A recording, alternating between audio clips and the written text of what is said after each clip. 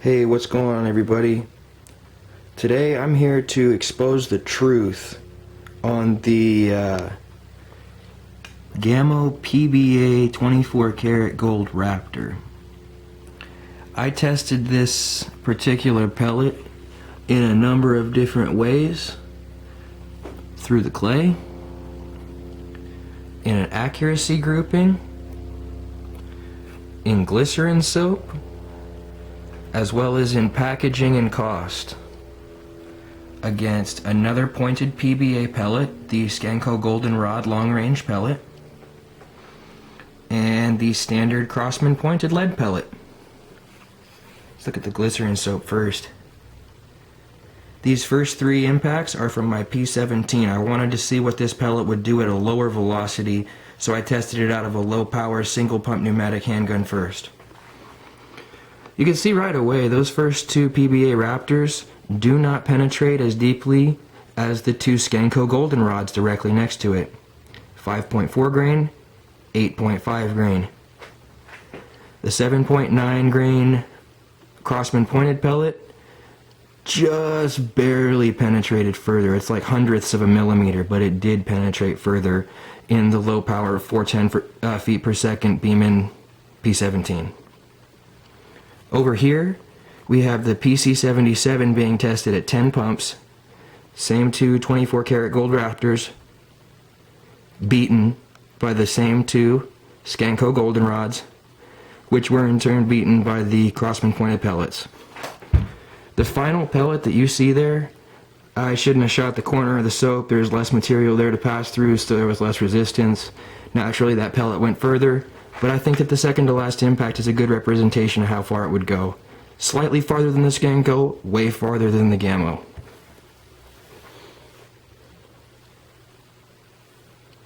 In the accuracy test, you can see that the Skenco grouped really well. 10 yards, benched and supported, PC77 at 10 pumps. That's a pretty good group for 3 pellets. 3-shot group.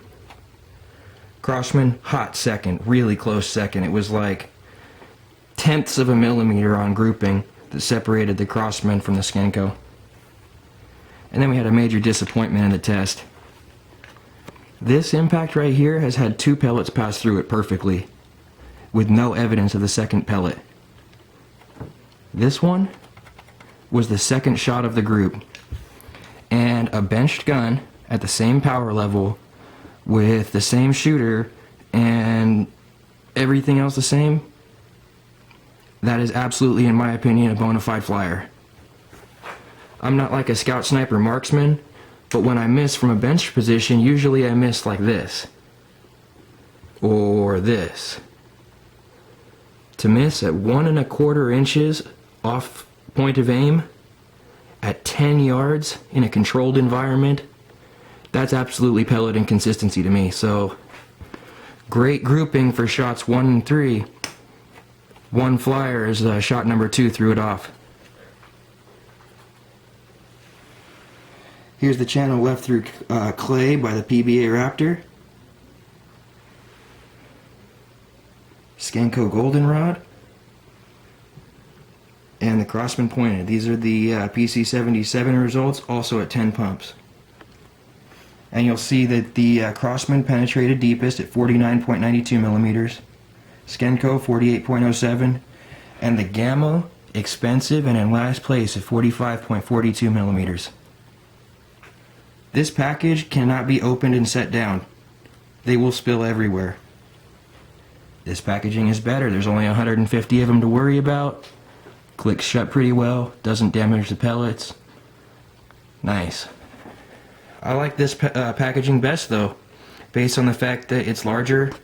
As stated in previous videos, I have fat fingers, so this works well for me. Plus, one of my hands is handicapped, so it also works well for me in that respect. Other than that, costs least. Comparable in price, but costs more. Costs way more. Final verdict, if you got money to burn, sure. If you want to hear a 1,000 foot per second rifle crack the sound barrier, buy Gamo Raptors. It's cool. If you want to hit stuff 66% of the time, that's on you. If you want to be consistent and affordable and hit what you're aiming at, as well as have deeper penetration and stopping power for hunting, go with either the Skenco goldenrod or the Crosman pointed pellet.